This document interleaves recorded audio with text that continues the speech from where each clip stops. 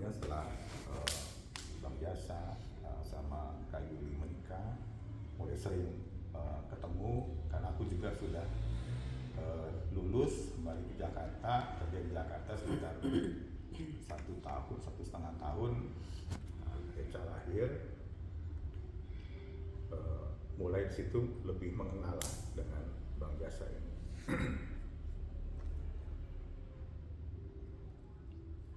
Ya, apa ya, kalau kami dulu kumpul-kumpul gitu ya, karena sering kali itu dulu keluarga kumpul ya. Kadang-kadang Sabtu Minggu ke puncak gitu kan, dulu ada Laki sama Tujan punya tempat di sana. KP2. KP2. Kayak KP2. Dari situ ya seringkali gini ya, seringkali Bang Jasa tuh selain dia orangnya periang ya, terus ya sering jadi candaan juga gitu, karena ya tingkah lakunya tuh apa ya, rame gitu, terus membuat selalu suasana jadi apa ya, lebih hidup lah gitu. Ya, sering jadi apa ya ledek-ledekan atau apa gitu. Jadi kadang-kadang kalau ingat masa itu ya kangen juga sih ya.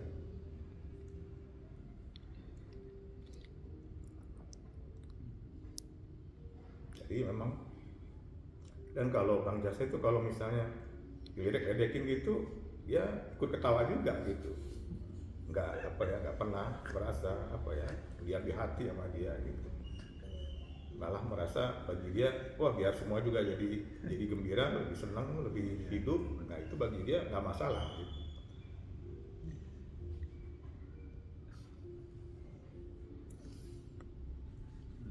Dan memang benar tadi kata Eca, kita nggak pernah nyangka ya kok Bang Jasa dengan apa ya, dengan prinsip-prinsip cara dia apa hidup gitu ya, menjaga kesehatan segala macem, kita nggak nyangka gitu itu bisa terjadi seperti kemarin ini. Memang apa ya, kadang-kadang kita lihat, kadang-kadang kita juga jadi ledekan juga sih gitu kan, nggak mau makan ini nggak mau ini gitu kan. Kadang-kadang kita misalnya lagi tuh makan di Jimbaran misalnya, wah nggak mau makan apa udang, nggak mau makan cumi gitu. Ya kalau babi kita udah tahu lama ya, pas babi kita pikir seafood masa sih, ternyata itu pun juga gitu kan. Tapi ya tegar aja sih, Bang Jasa tegar aja, kita ledek-ledekin biar maksudnya biar nyobain kayak dikit gitu ya. Tetep aja gitu. Tapi ya udah, ya itulah apa ya, kenangan-kenangan ini ya soal kayak gitu. Jadi begitu kita dengar Bang Jasa divonis CA, ya kaget lah, dari mana gitu ya, gimana caranya itu bisa ada di situ gitu.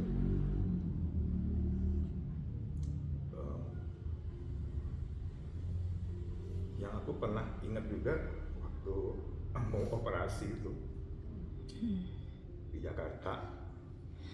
Jadi waktu itu karena di Bali apa namanya ya, operasi itu kayak banyak kendala, akhirnya ke Jakarta, terus nginep di Cipadu. Aku kebetulan pas di Jakarta juga waktu itu. Iya. Oh karena kenapa ya dulu ya? Oh ya, Kak Rahel itu lagi ke ya, Kak Rahel Kiki itu lagi ke Inggris. Aku lagi di Jakarta, terus Kak Yuli sama Bang Jasa datang ke Jakarta. Terus udah ada jadwal untuk operasi. Hari itu hari Minggu itu ya. Minggu sore, jadi aku antar, kami bertiga dari Cipadu, kami ke gereja dulu tuh, karena kan lokasinya itu di TB Simatupang, rumah sakitnya. Jadi kami berangkat sore, ibadah dulu di GKI Pondok Indah. Nah perjalanan dari Cipadu, aku nggak ini ya, nggak nyangka gitu, maksudnya nggak sadar lah gitu. Dari Cipadu keluar ke jalan raya, ke jalan besarnya itu banyak sekali polisi tidur. Jadi jalan itu kan agak di dalam, rumah kita tuh agak di dalam, keluar tuh ada aja setiap mungkin per 50 meter ada polisi tidur gitu. ternyata, nah karena aku yang nyetir, Bang Jasa di samping, aku di belakang. Ini setelah udah keluar dari situ, udah ke gereja, terus mau dari gereja mau ke rumah sakit, aku baru nanya ke Bang Jasa, Bang, tadi banyak polisi tidur, sakit nggak? Sakit. Tapi dia nggak ada sama sekali bilang, aduh gitu kan biasanya kan. Kalau ini kan kita ada ngeluh dikit ya atau ada ini, dia sama sekali nggak ada. Waduh Bang, kok nggak bilang gitu kan? Aku pikir oke aja gitu. Jadi itulah memang Bang Jasa itu nggak mau menunjukkan apa ya rasa sakitnya itu, penderitaannya itu dia nggak mau tunjukkan sebenarnya.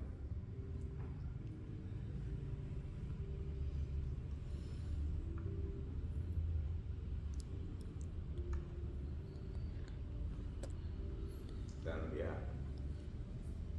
apa ya yang perlu apa ya banyak yang bisa kita ambil lah ya dari apa ya ibaratnya legacy ya yang bisa kita pelajari dari Bang Jasa.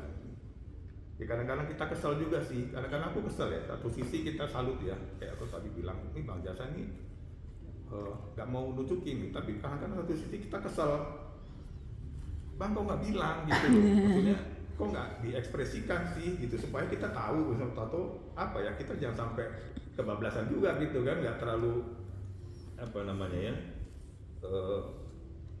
nggak merasa bersalah gitu ya. Gitu dia nggak ingin apa ya, supaya kita juga nggak merasa gimana, udah biasa aja gitu. Tapi kadang-kadang kita juga ya kesel gitu juga sih. Dia nggak mau nunjukin gitu kan.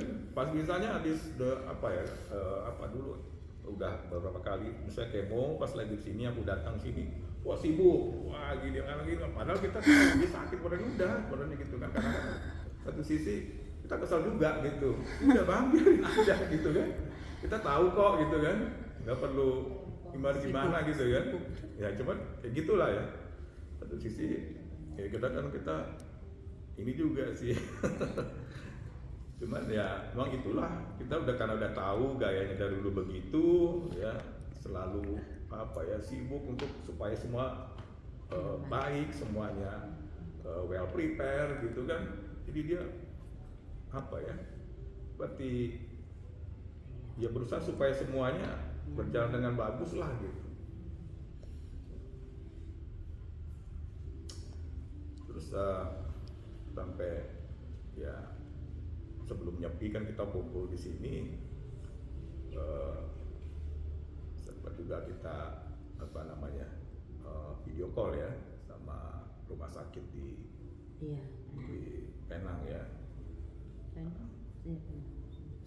Ya, Sunway ya, Sunway. Kita sempat diskusi di sini sebentar, terus karena mau nyepi, jalan aku tutup, ya kami pulang duluan. Ya, kami berempat, aku, Maya Salva, terus Iki, Herman, kami balik ke Kutu. Karena besoknya kan nyepi itu. Nah, besoknya kami sempat tuh diskusi dari gimana ya hasil dari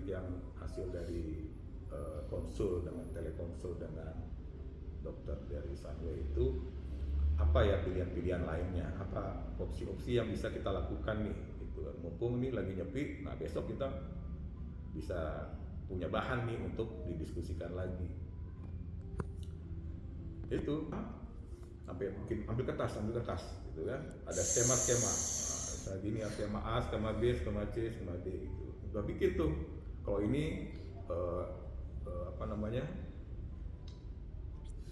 ini apa istilahnya ya, apa ya, keuntungannya apa, kesulitannya apa gitu. Kita coba buka semua, tulis kalau kayak gini gimana, kendalanya apa, kalau gini apa, kelebihannya apa, kalau ini kekurangannya apa gitu. Kita udah bikin tuh dulu tuh, oret-oretan sama Herman tuh.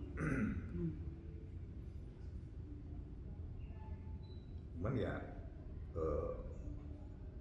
sampai akhirnya gelap, udah kita nggak bisa ini lagi. Nah, selesai lah, udah kertasnya taruh, udah.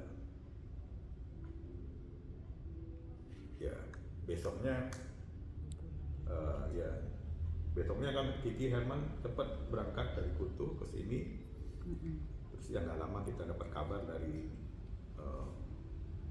Kak Juli udah nggak ada, udah langsung kita buru-buru lah nyusul ya. Kami nyusul, telepon, ataunya balik ke sini ya kami ke sini. Ya memang kayak tadi Caleb cerita ya. Karena mungkin kan kita sudah lihat dari A sampai Z proses sakitnya Bang Jasa ini, sehingga pada saat dia pergi kita sudah siap untuk melihat atau menghadapi situasi itu gitu kalau datang.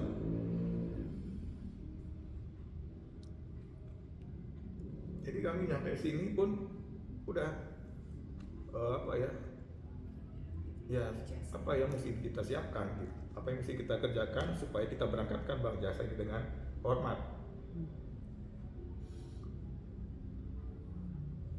Jadi gak ada waktu untuk perasaan kita.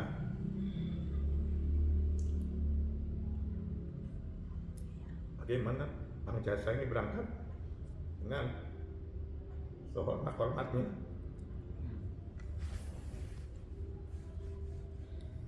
Sebagaimana Bang Jasa ini juga memperlakukan kita dengan sangat hormat.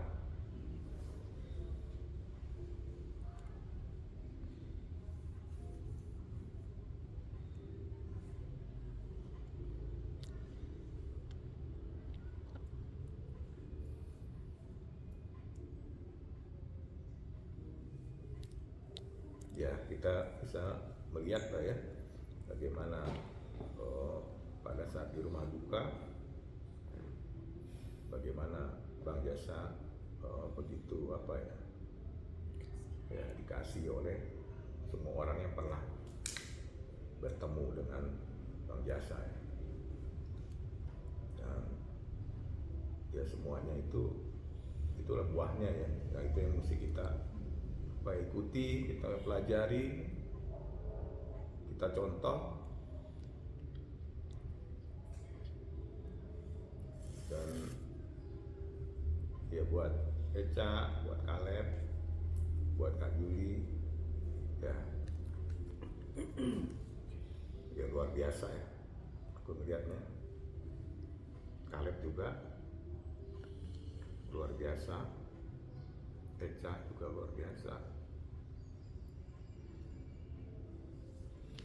Gak gampang melalui masa-masa itu ya, tapi Tuhan ya sangat-sangat menguatkan kalian semua. Ya mesti inilah apa yang menjadi harapan dari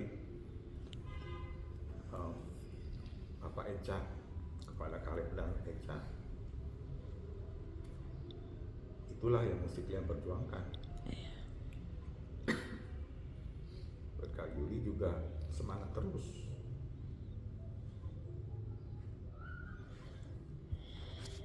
Kita doakan supaya semua prosesnya berjalan dengan lancar, semuanya dengan baik, semuanya menjadi sembuh. Ya, Eca, Caleb juga masa depannya juga kita doakan semua supaya apa langkah-langkah ke depannya Tuhan pimpin, Tuhan tunjukkan, Tuhan berbicara kepada kita semua.